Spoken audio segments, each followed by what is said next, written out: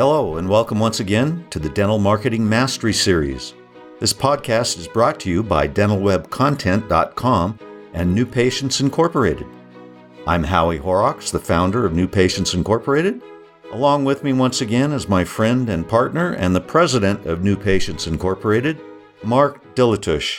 Hello, everybody. Welcome to our, I think this is our first podcast of 2018, and it's now 2018. How you doing, Mark? I'm doing well, thank you. This is the week, we're actually recording this the week between Christmas and New Year. Did you have a good Christmas? Oh, yes, I did. Good. I ate lots of stuff. Lots of food, yes.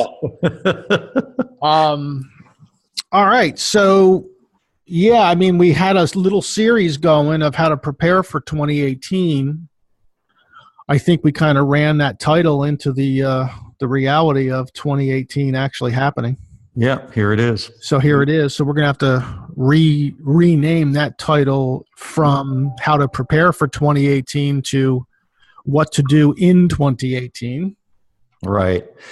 And I thought maybe we might look at how to, this won't apply to everybody in our listening audience, but it will at some point in time apply. And that's setting up your practice in preparation for your retirement. Yeah, I mean, what's the use of having a business if you have no exit strategy? Exactly. All right. So, and we have a lot of customers or prospective customers and customers. Our clients tend to be with us for, well, many years. I think the longest tenured client we have now is 23 years. So they tend to stay with us, or many of them do, through an entire career. So at the end of their quote unquote career, they need to transition. There's lots of different transitions in dentistry. There's insurance transitions. There's new practices. There's practice purchases. It seems like dental practices are constantly going through some kind of a transition, So this is just one of the different kinds of transitions. And this is how to set up your dental practice. Now, there are, I don't think we've counted the number of ways you can customize or personalize a retirement transition. I don't think we've done two that were exactly the same, but they seem to all follow general rules. So let's go through that.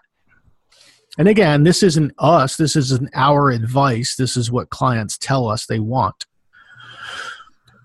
Normally about, I don't know, somewhere around 50 to 55, 58 years old, the dentist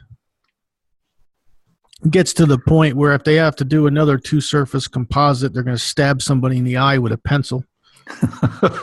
and they just want to do challenging dentistry, fun dentistry, life-changing dentistry, whatever the doctor gets their creative juice from. The sexy stuff. Right. They want to do more of it, right? So there's a transition there in their marketing for sure.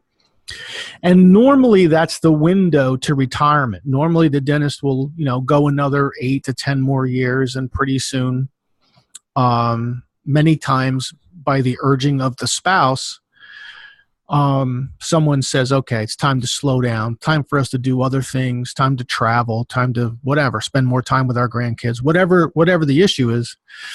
And they say, okay, that's fine. I got to make a plan.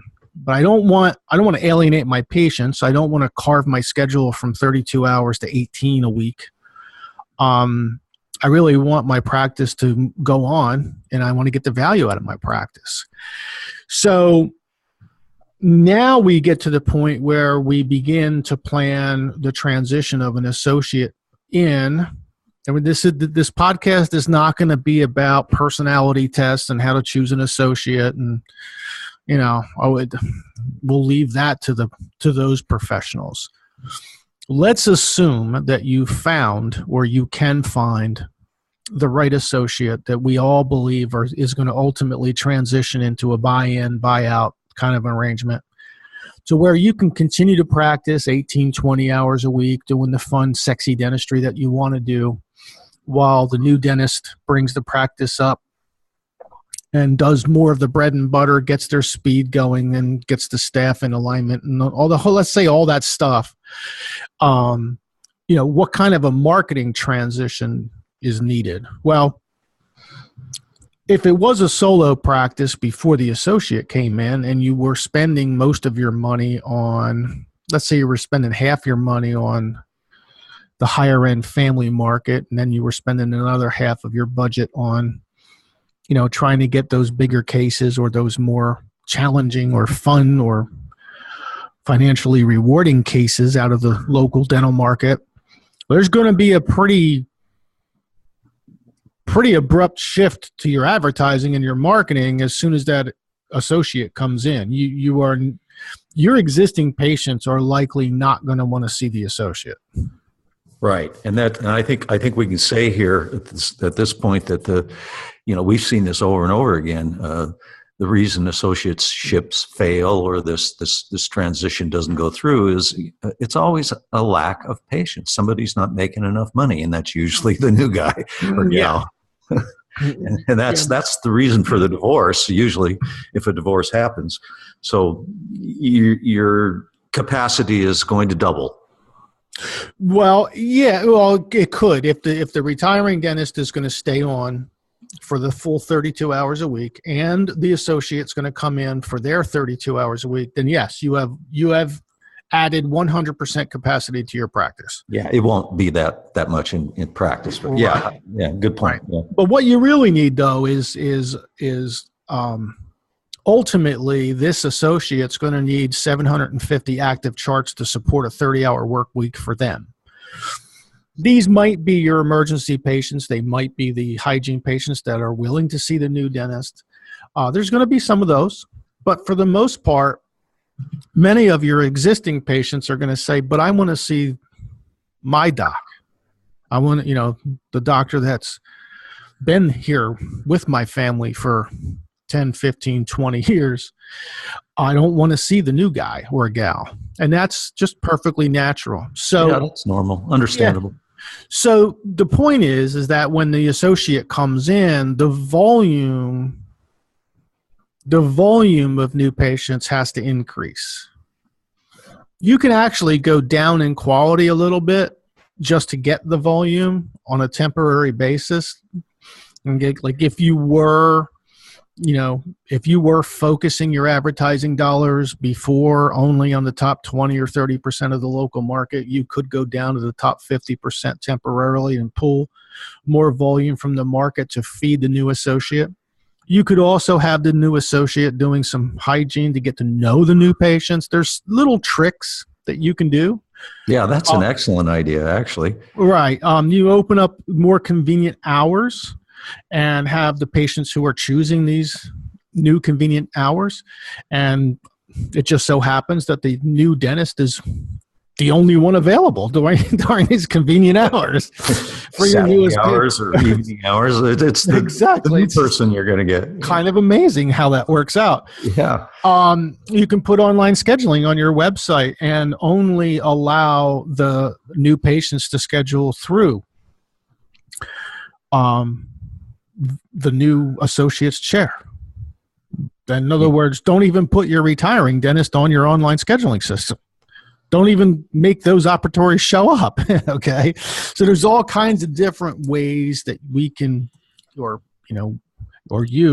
can, help manage this transition, but it always starts with increase in patient volume. Then typically what happens is it ends up, there ends up being a handoff. It's hard to tell what percentage of the patients will ultimately end up with the associate, but normally the retiring dentist, like I said before, they see a two-surface composite on their schedule. Somebody's bell is getting rung up at the front desk. So a lot of times just a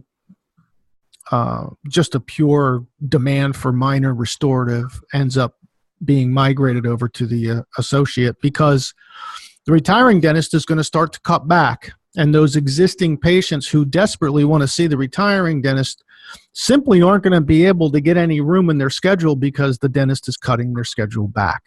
And those patients most likely will choose the associate, some begrudgingly, but many will.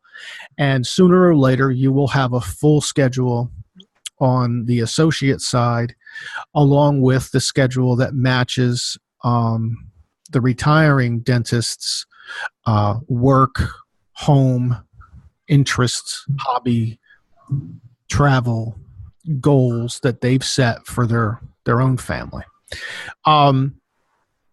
You could, in order to get the additional patient volume, again, this depends on the market, but you may or may not have to add another insurance plan to your participation list. If you don't participate in any, you might want to choose one. If you participate in two, you might end up having to temporarily take three.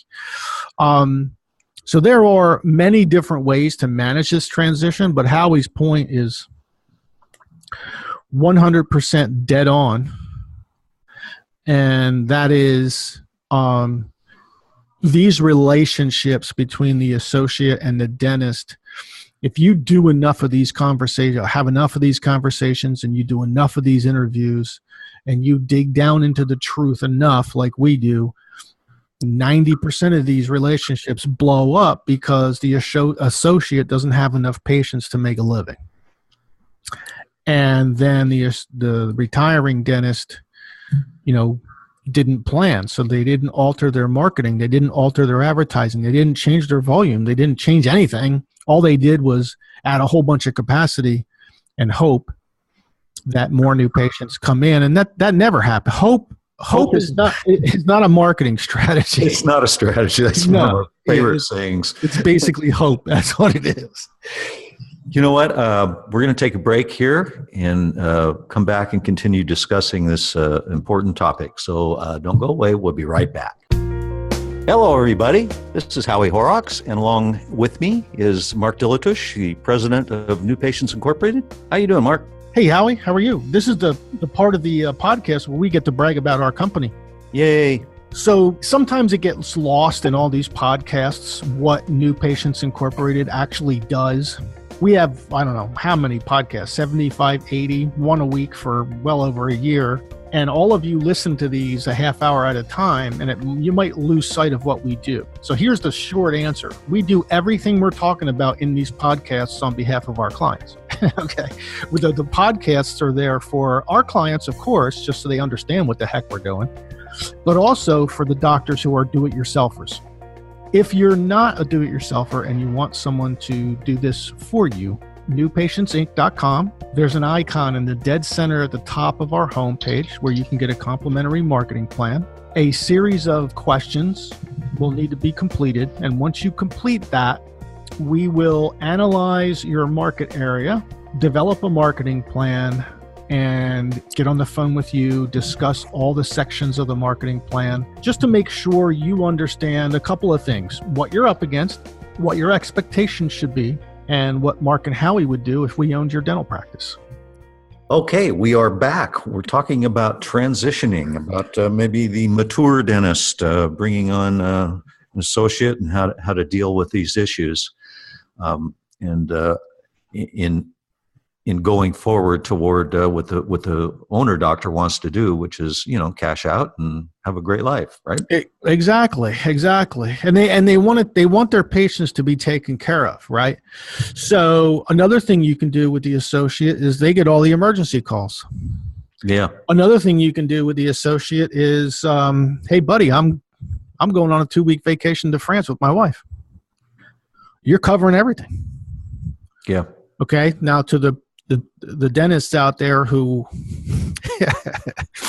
been doing this for 15, 20, 30 years, who are forgetting or can't remember what a real vacation looks or feels like, that's one of the benefits of having an associate, having someone buy in and ultimately buy out your practice from you, is you have that freedom now.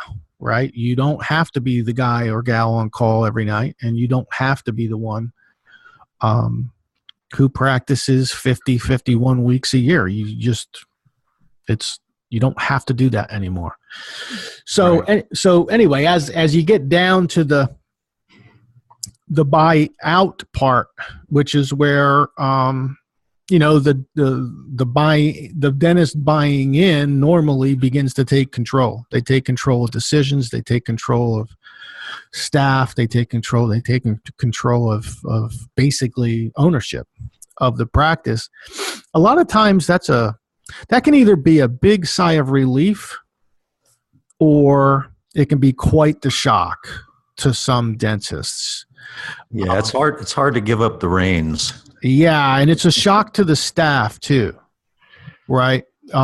So just be cognizant of that. We're not telling you how to manage it. We're just saying we've seen buy-in and buy-out arrangements that they were perfect, right? The dentist that was retiring was ready not to have to deal with staff. They were so ready, right? They put a little mark on their calendar for the day they didn't have to deal with staff anymore, right? And then, the incoming dentist, of course, is going to want to have their say, their decisions, their systems, their changes. They're going to want to, they're going to want to be the boss, and they're going to make mistakes, no doubt. And they're going to have to learn from them, and you're going to have to be okay with them making mistakes and them learning from them, because you know what, when you were coming up as a young pup, you didn't have all the answers either. And even in retirement, you don't have all the answers, neither do Howie and I. So we're not making fun of anyone. We're just saying, expect these things to happen. But some other good things that you can expect to happen is, this. Wouldn't it be really neat if you've been practicing for 15 or 20 years, maybe 25 years, to just come on into the practice and just do what you want to do, the type of dentistry you want to do, the type of patients you want to treat? Like, wouldn't that be cool? We had a podcast a little while ago with a doctor named Kent Smith. Oh, yeah. Remember that pod? It was like 2 months ago, I guess. Yeah, yeah. And, he does nothing but 6-month smiles, short-term ortho, and sleep apnea. And sleep apnea. That's all he does. Yeah. Right? And the guy just walks around all day. He's whistling, got a big smile on his face. Right? Doesn't have to touch a handpiece. Yeah. I mean, he's a Dallas Cowboy fan. So besides that, everything else in his life is just fine. And, so I guess here's the message. It's absolutely possible to get that. You have to manage it. Right? I mean, you have to, it just doesn't happen. None of this happens by accident. But I think everyone listening to this wants it to happen as right as it can happen, as it can be. And that takes a little planning, a little shifting, a little logic, a little measurement, a little application, a little finesse, a little experience. I mean, it's not impossible. Kent's certainly not the first guy or gal to have, the practice they want in the, well, hell, I'm not going to say Kent's in the twilight of his dental career. Yeah. No, he probably wouldn't take offense to that. I mean, he's still a young guy, really. Actually. He's got kids in his late teens, early 20s, I think. So he's probably, we won't call that twilight. We'll call that early afternoon. Okay? The early afternoon of his career. These things are all possible. They're not only possible, they're manageable. I'm not going to say predictable, but I'll say definitely manageable. Yeah, you're right. Another thing we should probably mention, I know we're not going to get too heavily into, the nuts and bolts of exactly how you should do this, but when you do choose an associate, you want to choose somebody who's not like you. In other words, you hate molar endo, your associate should love it. You hate kids, your associate should love kids, that sort of thing, right? So that you can, during this transition, you won't be stuck doing the things that you don't want to do. You follow me on that? Yeah, we get that question. Well, I see that question on dental forums. Like, I'm interviewing for an associate SIP. Somebody give me a list of questions that I can ask during the interview. Okay, Yeah. I can think of like 5 right away. Yeah. Do you like molar endo? The answer better be yes. And you just stare at them when they're answering their question. Do you like dentures? Do you like dentures? How about 3-year-old kids who are screaming and their parents are yelling in your ear? Yeah. How do you like working an evening and an early morning each week? And did I mention ortho? I think I did. Okay. In other words, all the things that I don't like about dentistry are the first 5 questions I'm asking somebody coming in. Right. Things you don't like or don't do. That's right. Yeah. It doesn't. It's not a matter of not liking them. It's a matter of you have to measure the associate's willingness to take on those challenges for 2 reasons. I mean, they got to pay their dues, right, into your practice, and they have to participate in being marketable.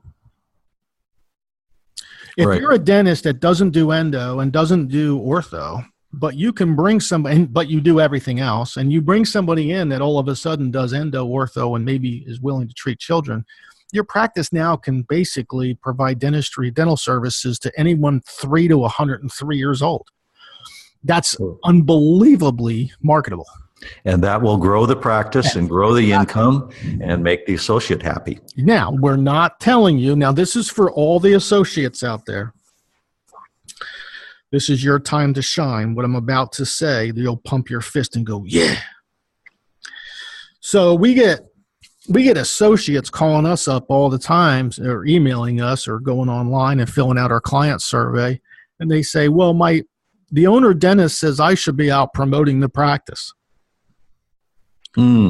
Yeah. No, that's not your responsibility.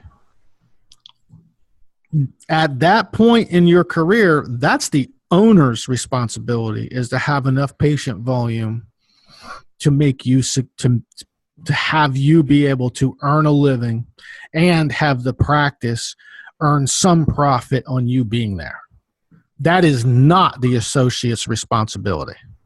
However, having said that, and getting many high fives from many associates, I will also tell you that it is to your benefit, associates, if you're willing to treat children, if you're willing to do ortho, if you're willing to do molar endo, if you're willing to do the early morning and maybe the one evening in the week and being flexible, if you're willing to do all those things, you become exponentially more valuable to the owner.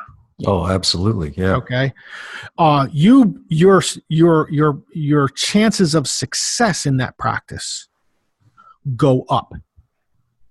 The more things you are willing to do that they are either tired of doing or are unwilling to do or haven't received the training to do, whatever one of those or multiple ones of those that you can do, then you bring them to the interview. Okay. And when you get there, follow through with them, because that will help the owner be more marketable. And if the owner is more marketable, the practice as a whole is more marketable, you become busier, you earn more money, and ultimately you end up buying into positive momentum and growth in the practice rather than buying a practice and having to restart it. Yep. Buying a declining practice and having to restart it is almost always going to be far more expensive than buying a practice on a momentum upswing. So, well, yeah, there you are. For all those reasons, the associate and the selling dentist should be aligned in the services, the amenities, the times, the conveniences that the entire practice can provide in advertising, marketing, website, whatever, to put out there for the consumer to see so that everyone benefits. That's the bottom line. Yep. Okay, well, I think we're going to wrap this first podcast of 2018 up. And we wish you all a terrific new year. We'll be back again very soon. Hey, before we go, everybody, 2017 was a rebound year for dentistry. 2018 is I think it's going to be a rebound plus year. I think everybody's going to do wonderfully. I hope everybody obviously does do wonderfully. Whether you're a client or not, that's what we want. We want more patients to get the dentistry done that they need. And so grab onto 2018 with grab the lasso and let's ride 2018, because I think it's going to be a great year. Yeah, I do too. Thanks for tuning in. We'll see you again soon. Bye now. We hope you've enjoyed our podcast today. You can find more podcasts on our YouTube channel, on Stitcher, and iTunes. Also on our websites, dentalwebcontent.com and newpatientsinc.com.